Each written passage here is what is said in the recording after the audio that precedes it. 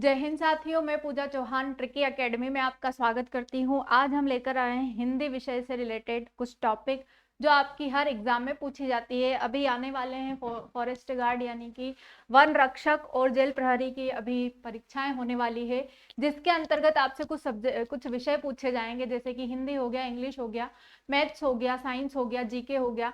तो इसीलिए उसी के लिए हम लेकर आए हैं आपके लिए हिंदी की क्लासेस, जो कि पूरी बेसिक से समझाई जाएगी। आपको पूरा बेसिक कंप्लीट किया जाएगा, आपका इसमें मूल पूरा समझाया जाएगा। और शुरुआत ही हम कहाँ से करेंगे? वर्णमाला से करेंगे। तो आज हम जो क्लास शुरू करने वाले हैं, ये क्लास भले ही छोटी होगी पर पूरी क्लास में आपकी सारी की सारी चीजें कवर हो जाएगी इसमें। इसलिए आप प्लीज हमारी वीडियोस को ज्यादा से ज्यादा लाइक करना, शेयर करना, ताकि और भी ज्यादा लोगों का थोड़ा बहुत भला हो जाए, उनकी एग्जाम क्लियर हो जाए। ठीक है, हम शुरू करते हैं हिंदी वर्णमाला, जो कि आपके एग्जाम में अक्सर पूछी जाती है। ठीक है, और बहुत क्वेश्चन आते हैं हिंदी वर्णमाला से और बच्चे कंफ्यूज हो जाते हैं कि क्या पूछा गया है, कुछ समझ में नहीं आ रहा है। व्यंजन पूछे जाते हैं कि क्या व्यंजन पूछे जा गए हैं, कुछ स्वर पूछे जाते हैं अलग अलग कि ये कौन से प्रकार के स्वर है। हम जनरली पढ़ते वर्णमाला है, लेकिन वर्णमाला में भी बहुत सारी चीजें होती है। आम भाषा में हमको दिखाई देती है कि वर्णमाला छोटी सी है, पर उसी में बहुत सारी चीजें छुपी हुई है, और मैं वो सारी की सारी चीजें एक पूरे चार्ट में आपको बताने जा रही हूँ। ठीक है, तो हम शुरुआत करते हैं वर्णमाला के बारे में। हिंदी वर्णमाला, हिंदी वर्णमाला जो हमारा पहला टॉपिक होगा इसके लिए, और इसमें से बहुत क्वेश्चन है जो आपको आने वाले हैं। जिन लोगों ने पढ़ रखा है उनकी कोई प्रॉब्लम नहीं है, लेकिन जिन लोगों ने नहीं पढ़ रखा है उनके लिए बहुत ज्यादा खास रहेगा। ठीक है, तो हिंदी वर्णमाला की शुरुआत सबसे पहले बात आती है कि हिंदी वर्णमाला में कुल वर्णों की संख्या क्या होती है। देखिए, हिंदी जो है हमारी लेखन के आधार पर अलग तरीके से चलती है और उच्चारण के आधार पर हम अलग तरीके से उसका प्रयोग करते हैं। जैसे कि लिखने में हम जिन शब्दों का, जिन वर्णों का प्रयोग करते हैं, वही शब्दों या वर्णों का उच्चारण में हम प्रयोग नहीं करते हैं। इसीलिए लेखन के आधार पर जो होता है इसकी संख्याएं कुछ ज्यादा होती है, लेकिन उच्चारण में इनकी संख्याएं कम होती है। तो हिंदी वर्णमाला में पहली बात आती है कि कुल वर्ण कितने होते हैं। तो हिंदी वर्णमाला में कुल वर्ण होते हैं कितने? कुल वर्ण, वो भी किसके आधार पर? लेखन के आधार पर। ठीक है, लेखन के आधार पर कुल वर्ण कितने होते हैं? तो वो वर्ण होते हैं कितने? 52। ठीक है, ऐसे ही उच्चारण के आधार पर, उच्चारण के आधार पर कुल वर्ण क्या रहेंगे? उच्चारण के आधार पर कुल वर्ण रहेंगे कितने? 46, 46।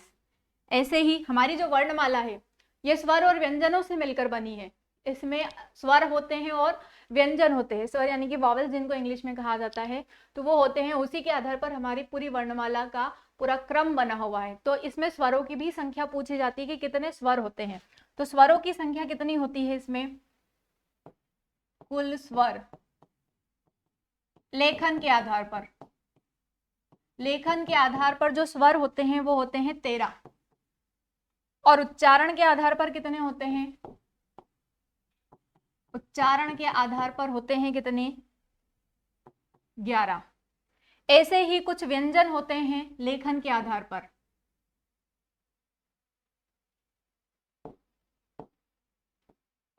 कुल व्यंजन किसके आधार पर? लेखन के आधार पर। कुल व्यंजन कितने होते हैं? 35। और उच्चारण के आधार पर,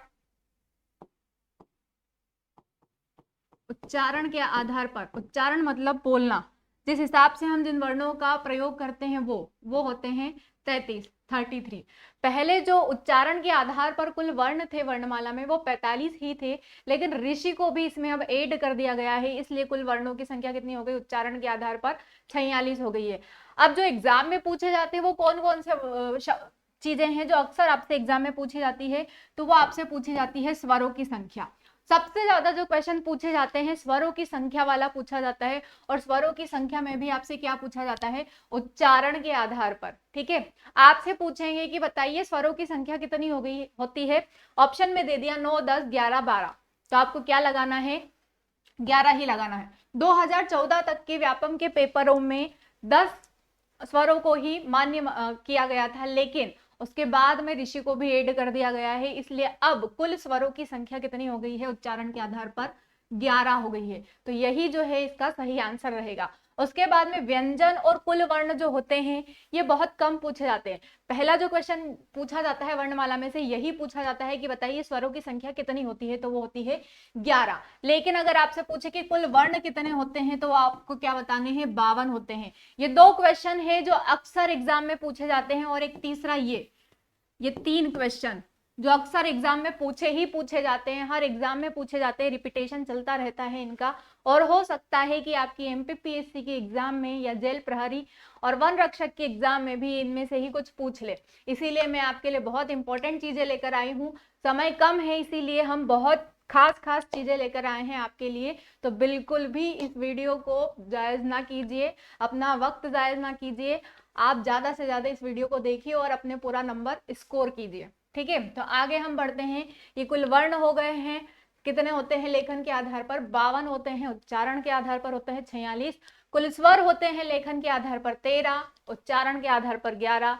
कुल व्यंजन होते हैं लेखन के आधार पर 35 और उच्चारण के आधार पर 33। आगे हम बढ़ते हैं। ये तो हमने कुल वर्णों की बातें कर दी कि वर्णों की संख्या कितनी कितनी होती है पूरी वर्णमाला में, स्वरों की संख्या और लेखन के आधार पर, और व्यंजनों की संख्या लेखन और उच्चारण के आधार पर। अब हम पढ़ते हैं पूरी वर्णमाला के बारे में कि वर्णमाला होती क्या है असल में। शायद आप लोग भूल गए होंगे कि अनाराम क्या होते हैं, क्योंकि अक्सर कंफ्यूज हो जाते हैं। हम शुरुआत के तो बोल पाते हैं लेकिन बाद में क्या आएगा वो हमें याद नहीं रहता है। तो आइए मैं आपके लिए लेकर आई हूँ पूरी वर्णमाला, और एकदम पूरा जादू की तरह से आपको सारी चीजें याद हो जाएगी इसमें।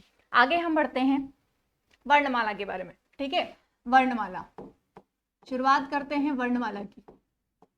वर्णमाला की जो शुरुआत होती है वो किससे होती है? स्वरों से। स्वर सबसे पहले वर्णमाला में जो आते हैं वो क्या होते हैं? स्वर, इनको वॉवेल्स कहा जाता है। कौन कौन से होते हैं? तो सभी को पता होगा।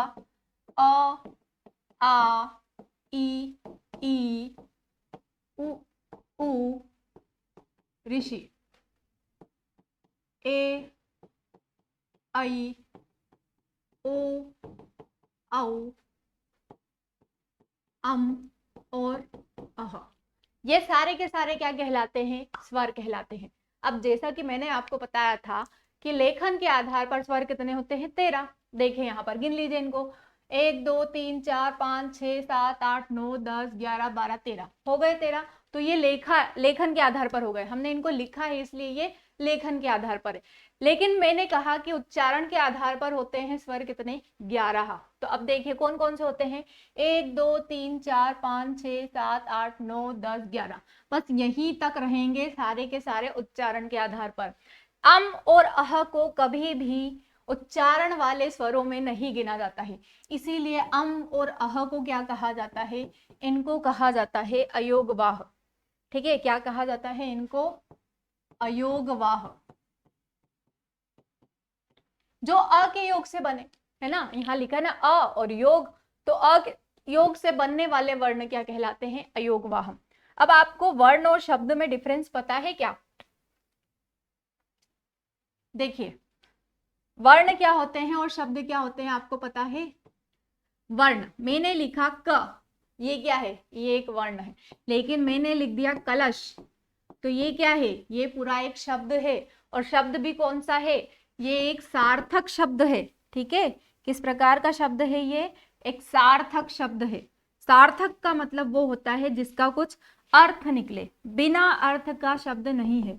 तो ये क्या है? एक सार्थक शब्द है। और बिना अर्थ का शब्द कैसा रहेगा? मैंने लिख दिया लक्कश, तो इसका कोई अर्थ होता है क्या? नहीं होता है। तो ये क्या है? ये एक निरर्थक शब्द है। ठीक है, जब कोई एक अक्षर की बात आती है, कोई भी हो गया, क ख ग घ कुछ भी हो गया, तो वो क्या कहलाते हैं? वो कहलाते हैं वर्ण। और ये क्या कहलाते हैं? ये कहलाते हैं शब्द। ठीक है, तो इसमें कंफ्यूज ना होए आप, ये सारे होते हैं वर्ण और शब्द। आगे बढ़ते हैं हम। ये हो गए स्वर 13 और 11। अम और अह को क्या कहा गया है? अयोगवाह कहा गया है। क्यों कहा गया है अयोगवाह? क्योंकि ये अ के योग से बने हैं। जब हम इनका उच्चारण करते हैं, अम आ रहा है पहले, अह तो भी आ रहा है, इसीलिए इनको अयोगवाह कहा है। पर कहा किसने है अयोगवाह? तो अयोगवाह इसको कहा है किसने? आचार्य किशोरीदास वाजपेयी जी ने। ठीक है, किसने कहा है इनको? अयोगवाह आचार्य किशोरीदास वाजपेयी ने। आचार्य किशोरीदास वाजपेयी जी ने इनको क्या कहा है? अयोगवाह कहा है। ठीक है, अब हम बढ़ते हैं व्यंजन की तरफ। व्यंजन जो होते हैं कितने होते हैं? 35 होते हैं लेखन के आधार पर। हम लिखते हैं व्यंजन। ठीक है, कितने होते हैं ये? 35। शुरुआत करते हैं हम। क,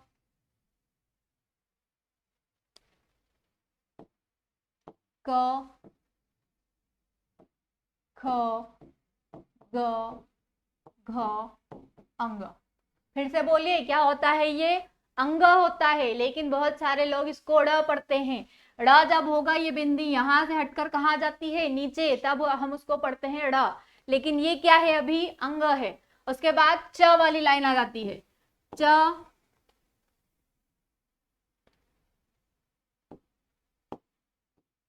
च, छ, ज, झ, इय। इसको इया पढ़ा जाता है, लेकिन बहुत सारे लोग क्या पढ़ते हैं? ण। ठीक है, तो इसको इया पढ़ा जाता है। ट, ठ, ड, ढ, इसको कहा जाता है ण। ठीक है, इसको ण कहा जाता है। इसके बाद आता है त, थ, द, ध और न। फिर आता है प, फ, ब, भ और म। य, र, ल, व। श, श, स, ह, क्ष, त्र और ज्ञ। ये होती है आपकी पूरी की पूरी वर्णमाला। ठीक है, ये वर्णमाला है। इस पूरी वर्णमाला में ही मैं आपको बता दूंगी सारे के सारे लेखन और उच्चारण के आधार पर व्यंजन, लेखन और उच्चारण के आधार पर स्वर। इन्हीं पूरी वर्णमाला में छुपा है पूरा जादू। ठीक है, अब हम देखते हैं कि लेखन के आधार पर व्यंजन कितने होते हैं। लेखन के आधार पर व्यंजन, पहला जो होता है वो होता है स्पर्श व्यंजन। स्पर्श व्यंजन, स्पर्श व्यंजन, स्पर्श का मतलब होता है छूना। ऐसे वर्ण जिनके उच्चारण में हमारे शरीर के अंदर वाले भाग आपस में स्पर्श करते हैं, उसी को कहा जाता है स्पर्श व्यंजन। कहां से कहां तक होते हैं ये? क से लेकर म तक सारे के सारे क्या कहलाते हैं? स्पर्श व्यंजन। कितने होती है इनकी संख्या? 25। ठीक है, 5-5 का समूह है ना ये, इसीलिए 25 होती है इनकी संख्या। क, ख, ग, घ, अंग, च, छ, ज, झ, इय, ट, ठ, ड, ढ, ण, त, थ, द, ध, न, प, फ, ब, भ, म। यहां तक क्या होते हैं? सारे के सारे स्पर्श व्यंजन होते हैं। उसके बाद में दूसरा जो होता है वो होता है अंग, ण, इय, ण, न, म। इसको कहा जाता है अनुनासिक व्यंजन। अनुनासिक व्यंजन। ठीक है, ये लेखन के आधार पर दूसरा प्रकार है अनुनासिक व्यंजन, या इसको कहा जाता है पंचमाक्षर। क्या कहा जाता है? पंचमाक्षर, क्योंकि संख्या कितनी है? 5, 1, 2, 3, 4, 5, इसीलिए अनुनास पंचमाक्षर। और इनका उच्चारण कहां से होता है? हमारी नाक से। अंग, ञ, ण, न, म, नाक से हो रहा है, इसीलिए इसको क्या कहा जाता है? अनुनासिक व्यंजन। तीसरा जो होता है अंतःस्थ व्यंजन। अंतःस्थ व्यंजन वो कौन से होते हैं? वो होते हैं य, र, ल, व। नीचे लिख देते हैं इसको थोड़ा।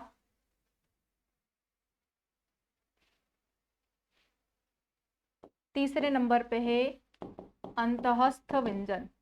अंतःस्थ का मतलब होता है अंदर से उत्पन्न। ठीक है, अंदर से जो वर्ण निकलता है, नाभि से जिसका उच्चारण होता है, उसी को कहा जाता है अंतःस्थ व्यंजन।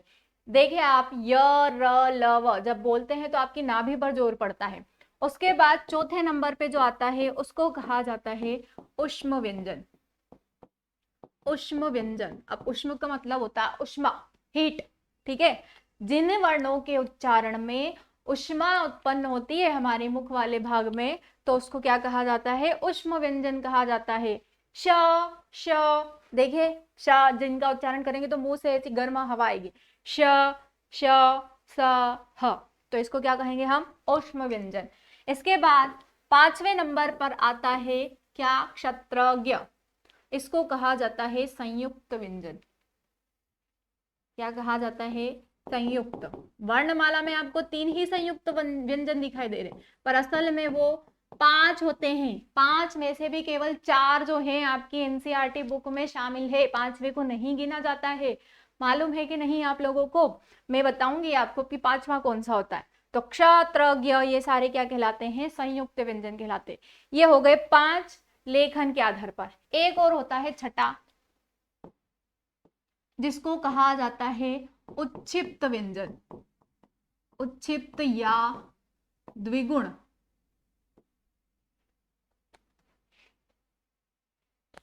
उच्छिप्त या द्विगुण या अतिरिक्त या फिर नुक्ता व्यंजन। ठीक है, नुक्ता व्यंजन कौन से होते हैं मालूम है आप लोगों को? वो होते हैं ड़ और ढ़। जब लड़ाई लिखते हैं तो ये वाला ड़ प्रयोग किया जाता है, ड़, और जब पढ़ाई लिखते हैं तो ढ। ये ड है, ये ड है, इसके नीचे बिंदी लग जाएगी तो ड़। ये ढ है, लेकिन इसके नीचे बिंदी लग जाएगी तो ढ। ठीक है, तो इस तरीके से आपको उच्चारण की चीजें ध्यान रखनी पड़ेगी। उसके बाद में हम आगे बढ़ते हैं। ये सारे हो गए लेखन के आधार पर व्यंजन। अब हम आगे बढ़ते हैं उच्चारण के आधार पर व्यंजनों में। वो कौन कौन से होते हैं? तो देखिए, उच्चारण के आधार पर जो होते हैं, पहला जो होता है उसको कहा जाता है कंठ व्यंजन। दिखाई नहीं देगा शायद ये आपको। क्या होता है पहला? कंठ व्यंजन।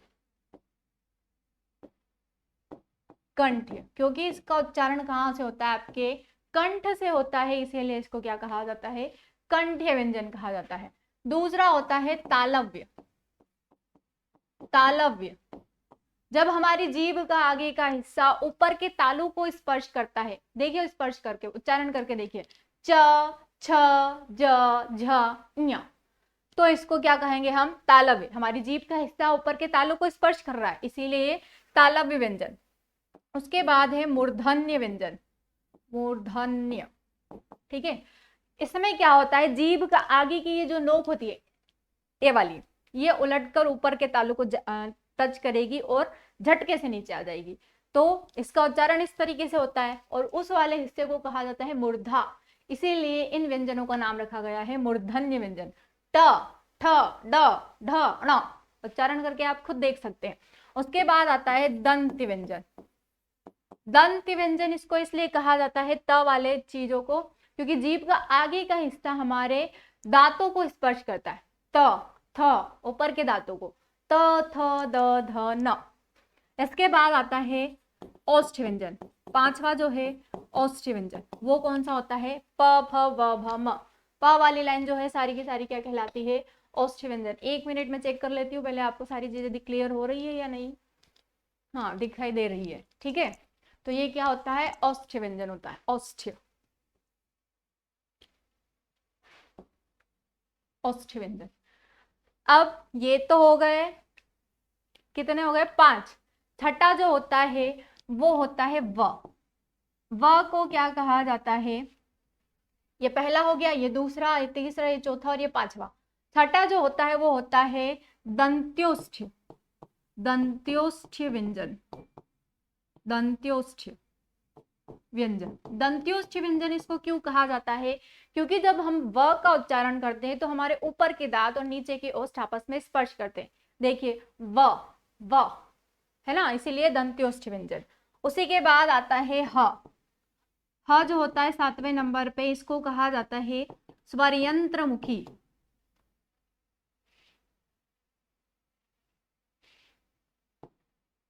स्वर यंत्र मुखी।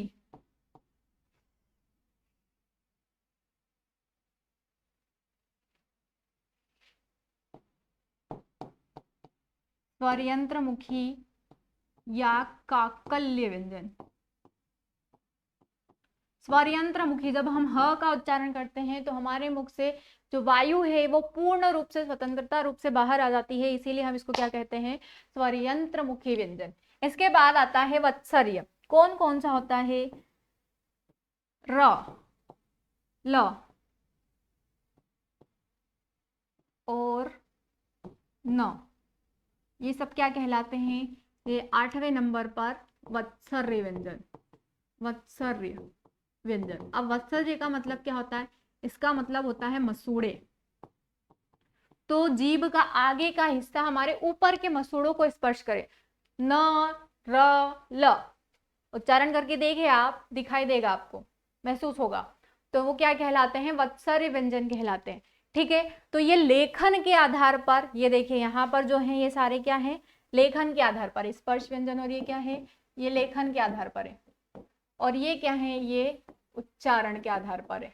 कंठ व्यंजन वगैरह ये सब क्या है, उच्चारण के आधार पर है। तो ये लेखन और उच्चारण के आधार पर सारे के सारे व्यंजन हो गए हैं। अब मैं समझाती हूं आपको लेखन और उच्चारण के आधार पर स्वर। देखिए यहाँ पर आपको दिखाई नहीं देगा, पर अलग से इसको बताने में ज्यादा अच्छा रहेगा, क्योंकि पूरा घिचपिच हो जाएगा, इसलिए आपको समझ में नहीं आएगा।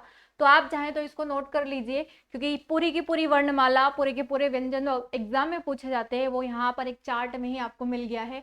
आपको ज्यादा पढ़ने की जरूरत नहीं है, बस आप ये पूरे चार्ट को पढ़कर चले जाइए, आपके एग्जाम में हर क्वेश्चन सही आएगा। ठीक है, इसके बाद में वर्ग के हिसाब से व्यंजन होते हैं। अब वर्ग के हिसाब से कौन से होते हैं, तो देखिए क वर्ग होता है एक, क ख ग घ अंग, ये पूरी लाइन क्या कहलाती है आपकी, क वर्ग कहलाती है। उसके बाद में च वर्ग। हमारी वर्णमाला में 5 वर्ग पाए जाते हैं, क च ट त प। ये जो पहले अक्षर रहेंगे इन्हीं के आधार पर वर्गों का नामकरण हुआ है।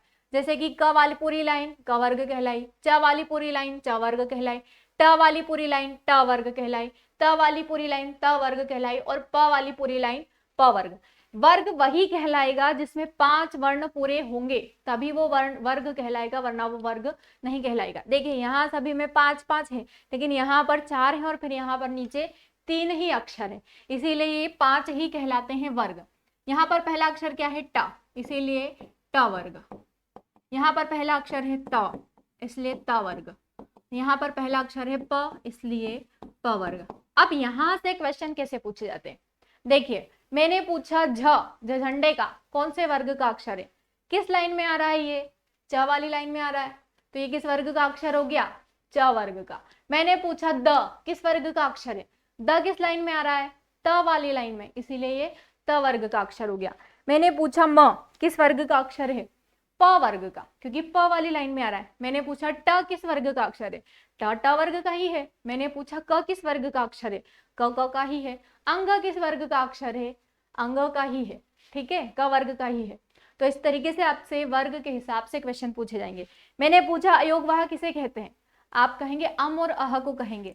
मैंने पूछा विसर्ग किसे कहेंगे, 4 ऑप्शन दे दिए मैंने, अ, आ, अम या अह, तो आप किसको बताएंगे, अह को कहेंगे हम विसर्ग। मैंने पूछा अनुस्वार किसे कहेंगे, 4 ऑप्शन मिले हैं आपको, अ, आ, अम और अह, तो आप किसको बताएंगे, अम को कहेंगे। ये जो ऊपर की बिंदी होती है इसको अनुस्वार कहा जाता है, और पीछे जो 2 बिंदियां होती है इसको विसर्ग कहा जाता है। सारे के सारे व्यंजन जो होते हैं अ के योग से बने होते हैं।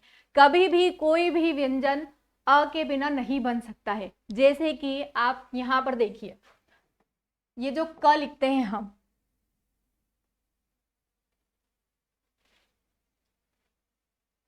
ये जो क लिखते हैं हम, ये कब कब बनता है, क जब इसके साथ में आधा क और अ जुड़ता है, तब जाके ये पूरा क बनता है। तो देखिए यहाँ पर सारे के सारे व्यंजन जो है सभी में अ छुपा हुआ है, दिखाई नहीं दे रहा है पर सभी में अ छुपा है। तो जितने भी व्यंजन होते हैं बिना अ के कंप्लीट नहीं होते हैं, पूरे नहीं होते हैं। हर व्यंजन के साथ में अ जुड़ा ही होता है। तो ये सारी की सारी पूरी वर्णमाला है आपकी। आप चाहें तो इसका स्क्रीनशॉट ले सकते हैं और आगे बढ़ सकते हैं। ठीक है, ये मैंने आपको लेखन और उच्चारण के आधार पर सारे व्यंजन समझा दिए हैं। अयोगवाह बता दिया है, अनुस्वार बता दिया है, विसर्ग बता दिया है। अयोगवाह का अयोगवाह किसने कहा है वो भी मैंने आपको बता दिया है। अब हम बढ़ते हैं संयुक्त व्यंजन की तरफ। ठीक है, संयुक्त व्यंजन में आपको बता देती हूँ कितने प्रकार के होते हैं। पहले हम पूरा व्यंजन का खत्म कर लेते हैं टॉपिक, उसके बाद मैं आपको स्वर बताऊंगी कि लेखन के आधार पर कितने होते हैं, उच्चारण के आधार पर कितने होते हैं। तो आप इसको नोट कर लीजिएगा एक बार, फिर आगे हम बढ़ते हैं।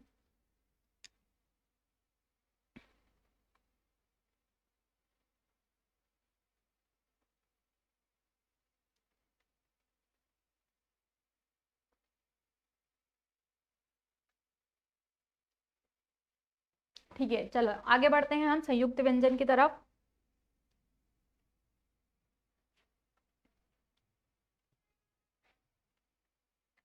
हेडिंग डालिए आप संयुक्त व्यंजन। संयुक्त व्यंजन, संयुक्त का मतलब होता है दो चीजों से मिलकर बना। ठीक है, संयुक्त का मतलब क्या होता है, जब कोई चीज दो चीजों से मिलकर बनी होती है तो उसी को कहा जाता है संयुक्त। अब यहाँ पर व्यंजनों की बात की जा रही है, इसीलिए ऐसा व्यंजन जो दो अन्य व्यंजनों से मिलकर बना हो उसी को क्या कहेंगे हम, संयुक्त व्यंजन कहेंगे। पहला जो होता है वो होता है क्ष, दूसरा जो होता है वो होता है त्र, तीसरा जो होता है वो होता है ज्ञ, और चौथा जो है वर्णमाला में इसको सम्मिलित नहीं किया गया है, अलग से होता है, वो है श्र। मैंने कहा था एक और पांचवा होता है और उसको एनसीईआरटी बुक में शामिल नहीं किया गया है, वो कौन सा है, वो होता है ध्य। जो विद्यालय में ध्य पढ़ते हैं ना वो भी होता है। ये पांच होते हैं, ठीक है, पर एनसीईआरटी बुक के हिसाब से केवल ये चार ही होते हैं और एग्जाम में भी ये चार ही पूछे जाते हैं, इसलिए पांचवे को इंक्लूड नहीं किया जाता है, तो मैं भी यहां से हटा देती हूँ।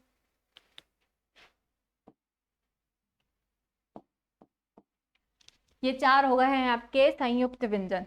अब देखिए किन किन व्यंजनों से मिलकर बने होते हैं ये। क्ष आधा क और श षटकोण के से मिलकर बना है। त्र आधा त और र से मिलकर बना है। ज्ञ आधा ज और इ से मिलकर बना है। श्र आधा श और र से मिलकर बना है। इस क्रम में ही होने चाहिए ये, ठीक है, क्रम में मतलब आपको ऑप्शन दे दिए, चार ऑप्शन दिए, पूछा कि क्ष किन से मिलकर बना है, चार ऑप्शन दिए हैं आपको।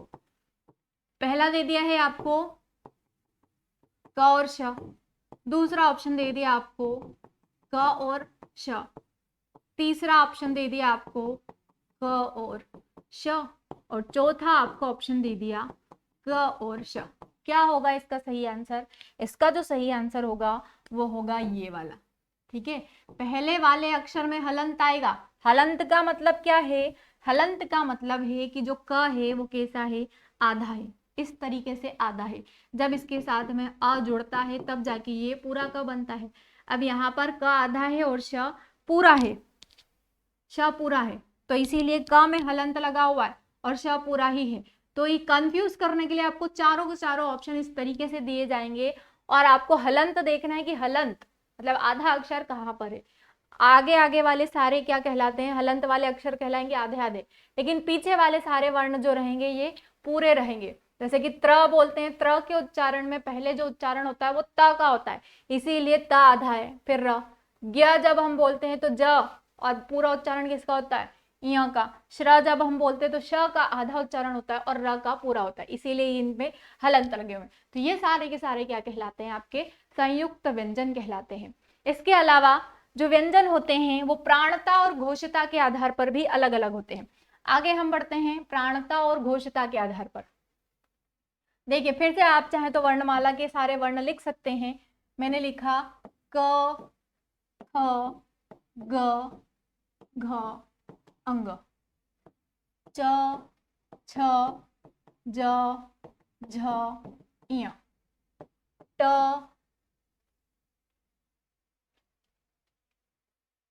ठ, ड, ढ, ण, त, थ, द, ध, न, प, फ, ब, भ, म।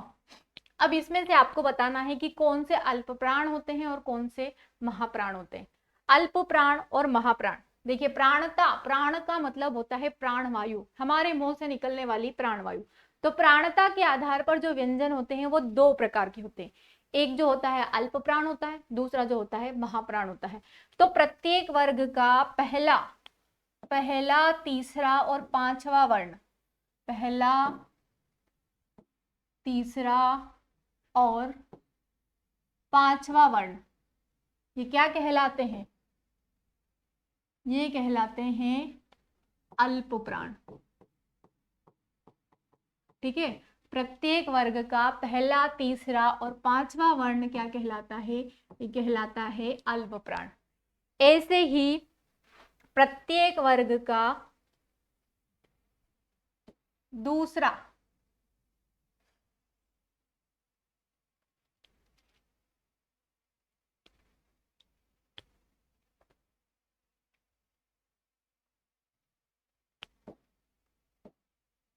प्रत्येक वर्ग का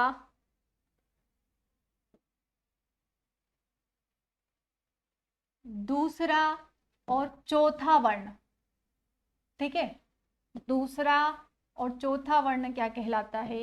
ये कहलाता है महाप्राण। ठीक है, क्या कहलाता है? महाप्राण। तो मतलब प्राणता के आधार पर जो व्यंजन होते हैं वो दो प्रकार के होते हैं। अल्प प्राण, अल्प का मतलब होता है जब उच्चारण में बहुत कम वायु निकले, उच्चारण में कम वायु निकले, उसको क्या कहेंगे हम? अल्प प्राण। और इसमें महाप्राण में उच्चारण में अधिक वायु निकले, उसको कहेंगे हम महाप्राण। ठीक है, तो ये दो प्रकार के होते हैं प्राणता के आधार पर, अल्प प्राण और महाप्राण। आगे हम बढ़ते हैं नेक्स्ट, घोषिता के आधार पर। घोषिता के आधार पर जो होता है वो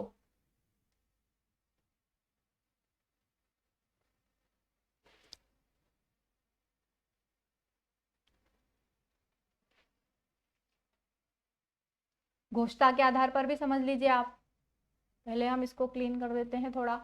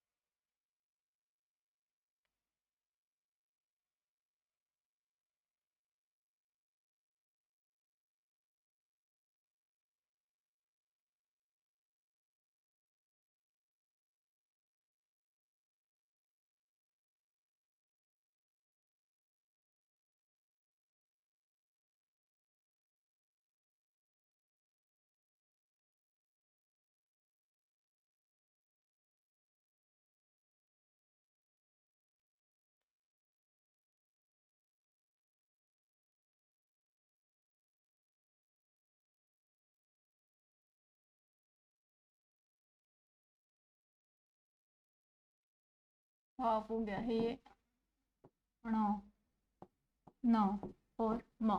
देखिए, अब घोषिता के आधार पर जो व्यंजन होते हैं वो भी दो प्रकार के होते हैं। कौन कौन से होते हैं? तो वो होते हैं अघोष और सघोष। अघोष और सघोष। अब इसमें क्या होता है कि जो प्रत्येक वर्ग का पहला और दूसरा, पहला और दूसरा जो वर्ग रहेगा, ये क्या कहलाते हैं? ये कहलाते हैं अघोष। ठीक है, पहला और दूसरा क्या कहलाते हैं? अघोष कहलाते हैं। लेकिन प्रत्येक वर्ग का तीसरा, चौथा, पांचवा जो वर्ग होता है ये क्या कहलाते हैं? ये कहलाते हैं सघोष। सघोष या जिसको कहा जाता है सघोष या घोष। अब देखिए, घोष का मतलब क्या होता है? घोष का मतलब होता है कंपन होना। जिन वर्णों के उच्चारण में हमारे मुख से ज्यादा कंपन होता है वो क्या कहलाते हैं? वो कहलाते हैं सघोष। ज्यादा कंपन, ज्यादा कंपन हो तो उसको क्या कहा जाता है? सघोष या घोष। और जब कम कंपन होता है तो उसको क्या कहा जाता है? कम कंपन को अघोष। उसको कहा जाता है अघोष। तो ये घोषता और प्राणता के आधार पर व्यंजन हो गए हैं, लेखन उच्चारण के आधार पर व्यंजन हो गए हैं। तो ये सारे व्यंजन का पूरा क्रियाकलाप जो था वो मैंने आपको कंप्लीट करवा दिया है। अब हम पढ़ते हैं कि स्वर कितने प्रकार के होते हैं। तो स्वर जो हम पढ़ेंगे वो नेक्स्ट क्लास में पढ़ेंगे। आज के लिए आप इतना ही काफी कीजिए। उसके बाद में मैं आपको स्वरों का भी उच्चारण स्थान बताऊंगी। तो अगली क्लास में हम फिर मिलते हैं। जय हिंद साथियों, धन्यवाद। और अगर आपको हमारी वीडियो अच्छी लगी है तो इस वीडियो को ज़्यादा से ज़्यादा लाइक कीजिए, शेयर कीजिए, सब्सक्राइब कीजिए और आगे बढ़ाइए ताकि दूसरे लोगों को भी हेल्प मिल जाए। धन्यवाद।